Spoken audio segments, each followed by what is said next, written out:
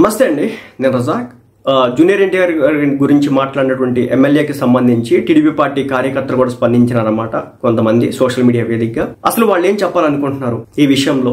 Junior NTR గారికి అండగా నిలబడదాం అనుకుంటున్నారు, లేదంటే ఆ ఎమ్మెల్యే గారికి అండగా నిలబడదాం అనుకుంటున్నారా అంటే ఒక క్లారిటీ అయితే ఇచ్చే ప్రయత్నం చేస్తున్నారు ఒక టీడీపీ పార్టీకి సంబంధించిన కార్యకర్త. సో ఆయన చెప్తుంది ఏంటంటే, నారా లోకేష్ గారు, పెద్దయ్య చంద్రబాబు నాయుడు గారు, అనంతపురం గొడవ ఏంటో చూడండి, ఎమ్మెల్యే గారు నిజంగా మాట్లాడితే చర్యలు తీసుకోండి అంటే డైరెక్ట్ గా సస్పెండ్ చేయమని చెప్పేసి చెప్పినారులే. అది కరెక్ట్ కాదు, కానీ ఆయన అంత పెద్ద తప్పేం కాదు. ఒకవేళ జరిగినా కానీ సస్పెండ్ అంటే ఆయన పర్సనల్ ఏజెంట్ ఎందుకు ఉంటది? టీడీపీ పార్టీ నారా లోకేష్ గారు అంటే ఒక రకమైన అభిమానం ఉండొచ్చు కొంతమందిలో. రేపటి రోజున జూనియర్ ఎన్టీఆర్ గారు ఏమైనా వస్తారనో ఒక రకమైన ఉండొచ్చు, ఆ ఫీలింగ్ తో ఏమైనా మాట్లాడి ఉండొచ్చు. సో అది సస్పెండ్ చేసే అంత విషయం అయితే కాదు, బట్ ఏ ఒక చర్యలు తీసుకుంటే బాగుంటుందని చెప్పేసి చెప్పడం జరుగుతుంది.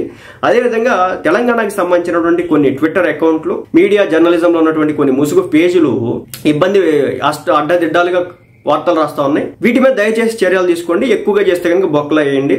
ఎన్టీఆర్ ఫ్యాన్స్ అంతా కూడా 90% మంది టీడీపీ ఫ్యాన్స్, టీడీపీ సపోర్టర్సే. కాబట్టి వాళ్ళకి మనం దూరం చేసుకోవద్దు మనం అని చెప్పేసి చెప్పడం జరుగుతుంది.